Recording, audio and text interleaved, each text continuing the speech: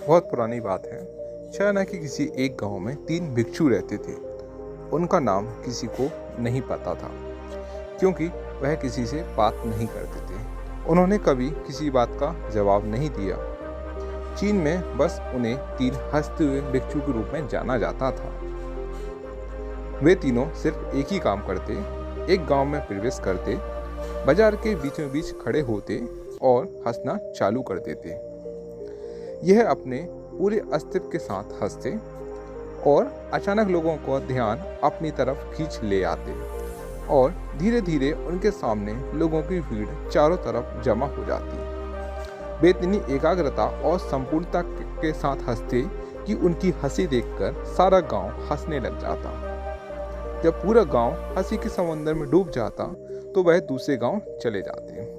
वे विशेष रूप से किसी पर नहीं हंसते थे, वे बस हंसते थे, जैसे कि उन्होंने ब्रह्मांड का मजाक समझ लिया हो, जैसे कि उन्होंने ईश्वर का मजाक को समझ लिया हो। और उन्होंने एक शब्द का उपयोग किए बिना पूरे चीन में इतना आनंद फैलाया जितना आज से पहले किसी ने ना फैलाया हो। लोग उनका नाम पूछते लेकिन वे हंसते। इस तरह से उनका नाम बन गया था 3 लाफिंग मॉन्क, यानी 3 हंसते हुए भिक्षु। पूरे चीन में घूम घूम कर लोगों को हंसाते हुए समय के साथ वो तीनों बूढ़े हो गए। एक रात जब वे एक गांव में ठहरे हुए थे, उन तीनों में से एक भिक्षु की मौत हो गई। पूरा गांव स्तब्ध रह गया। पूरा गांव बहुत ज़्यादा उम्मीद कर रहा था, क्योंकि उन्हें लगता था कि जब उनमें से एक की मृत्यु होगी तो बाकी 2 भिक्षु बहुत रोएंगे। यह देखने लायक होगा, क्योंकि किसी लोगों को रोते हुए नहीं देखा था। जब सुबह हुई तो पूरा गांव इकट्ठा हुआ, लेकिन दोनों भिक्षु तीसरे के लाश के पास खड़े होकर जोर जोर से हंस रहे थे। ऐसी हंसी उन्होंने आज से पहले कभी न हंसी हो। गांव के कुछ बड़े बुजुर्ग ने उन्हें समझाने की कोशिश की, यह आपका साथी था और इसकी मृत्यु पर आपको हंसना नहीं चाहिए। तब उस दिन पहली बार उन भिक्षुओं ने लोगों से बात की और कहा, हम हंस रहे हैं क्योंकि यह आदमी जीत गया। हम हमेशा सोचते थे कि कौन मरेगा सबसे पहले, लेकिन इस आदमी ने पहले मरकर हमें हरा दिया। हम अपनी हार, इसकी जीत पर हंस रहे हैं। इसके अलावा कई वर्षों तक यह हमारे साथ रहा। हम एक साथ हंसते थे। हमने एक दूसरे की मौजूदगी, उपस्थिति का आनंद लिया। उसे अंतिम विदा देने का इससे बेहतर तरीका और क्या हो सकता है। हम केवल हंस सकते हैं, लेकिन पूरा गांव उदास था। जब मृत भिक्षु के शरीर की अंतिम संस्कार के लिए उसे चिता पर लेटा गया तो सारे गांव वालों को एहसास हुआ कि शेष वे भिक्षु केवल मजाक नहीं कर रहे थे। वे तीसरा जो मृत था वह भी हंस रहा था।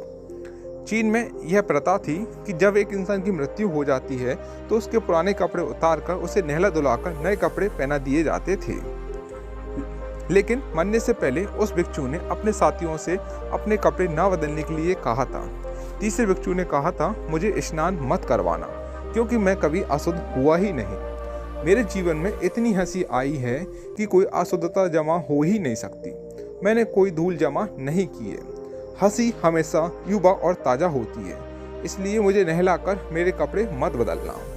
जब उस तीसरे भिक्षु के शरीर पर आग लगाई गई, गांव वालों को पता चला कि उस भिक्षु ने मरने से पहले अपने कपड़ों में कुछ पुराने चीनी पटाखों को छुपा रखा था, जो आग लगने के बाद आसमान में फटकर रंग बिरंगे कलर में फैल गए।